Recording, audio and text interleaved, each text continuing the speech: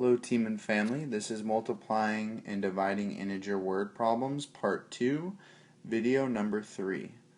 The Gazelle football team made 5 plays in a row where they gained 3 yards on each play. Then they had 2 plays in a row where they lost 12 yards on each play.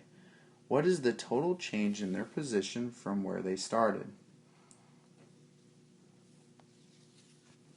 So I'm going to draw a picture first of what's happening. So I have a football team.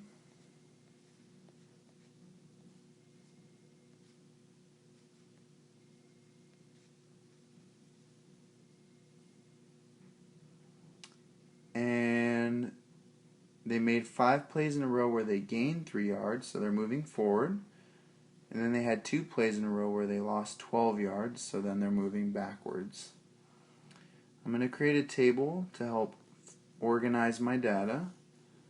I've got plays, and then I've got yards.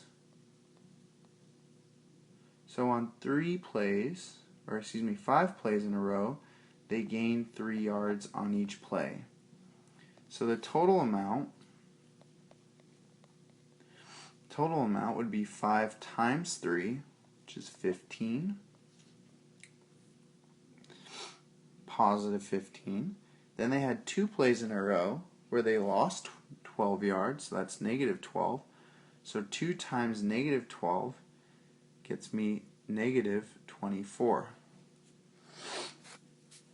I want to make sure I underline the question. So the question is, what is the total change in their position from where they started?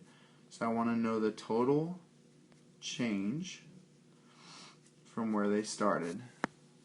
So they went positive 15 yards plus negative 24 yards. When I've got 2 integers with different signs and I'm adding them, I can subtract them because they cancel each other out. 24 minus 15, 5 can't take away from 4, so I borrow from the 2, make it a 1, make the 4 a 14.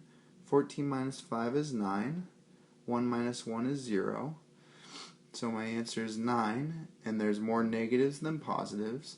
So when the Gazelle football team was playing, they lost more yards than they gained. They lost 9 yards, and they have negative 9. And I can check that with my table. My table matches up.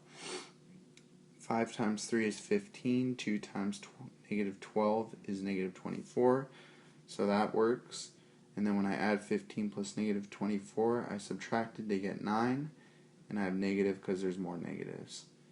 And I should expect that if I go forward 15, but then I go back negative 24, I am going to be farther left on the number line in the negative section.